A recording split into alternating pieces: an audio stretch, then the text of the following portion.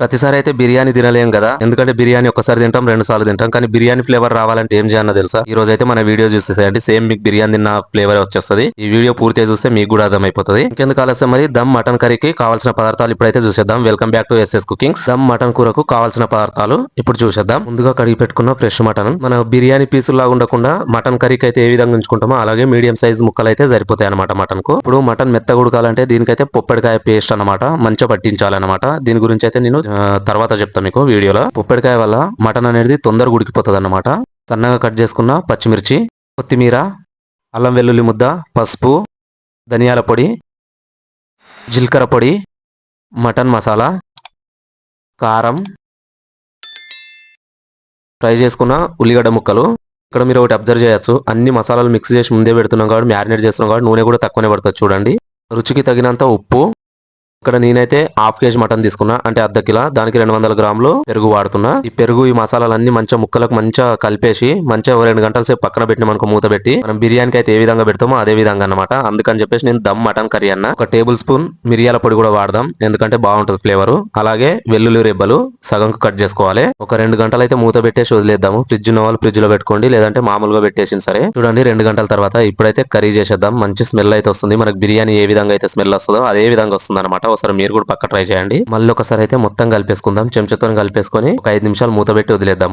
చూడండి ఇక్కడైతే మనం మంటను మాత్రము మీడియం ఫ్లేమ్ లో ఉంచుకోవాలి. ఎక్కువ హై ఫ్లేమ్ లో ఉంచుకున్నాం అనుకో మాడిపోయే అవకాశం ఉంటది అనమాట. మనం వాటర్ ఏం పోయలేం కదా, వాటర్ ఎప్పుడు పోయాలి అనేది నేను చెప్తాను మీకు. ఇప్పుడు మూత పెట్టేద్దాం. మధ్య మధ్యలో అయితే కలుపుతూ ఉండండి మీరు.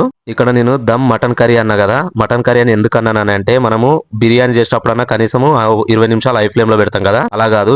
వీలైతే కట్టెల పొయ్యి మీద చేసుకోండి. ఆ నిప్పుకల మీద చేసారు అనుకో ఇంకా మంచిగా కుక్ అయిపోతుంది. మొదటిగా ఒకటి ఏంటంటే, మనం పొప్పడికాయ పేస్ట్ ఎందుకు పెట్టినామంటే, ఎంత ముదిరిపోయిన మేక అయినా సరే ఆ మటన్ అనేది తొందరగా ఉడికిపోతుంది అనమాట. పొప్పడికాయ పైన పొట్టు మొత్తం తీసేసుకొని సన్న మిక్సీ పట్టుకోవాలన్నమాట, పైన పొట్టు గీకేసి.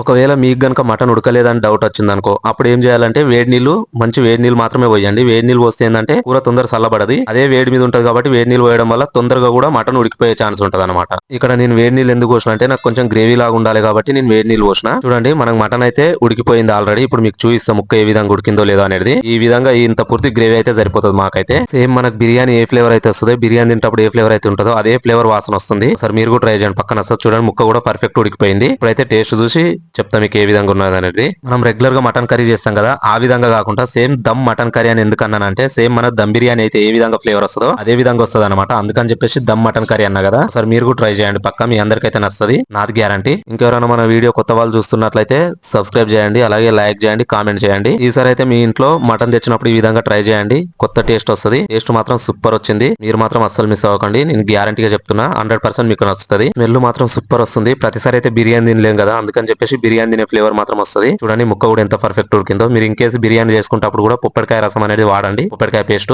ఇంకెందుకు ఆలస్యం, మరి ఈసారి మీరు కూడా పక్క ట్రై చేసి చెప్పండి ఏ విధంగా వచ్చిందో. మీ ఫ్యామిలీ మెంబర్ తో షేర్ చేసుకోండి. అలాగే మన వీడియో నచ్చితే లైక్, షేర్, సబ్స్క్రైబ్, కామెంట్ చేయండి. ఉంటా మరి, బాయ్. ఈ వీడియో అయితే ఇంతే. మరి వెళ్తూ అయితే సబ్స్క్రైబ్ చేసుకోండి మరి.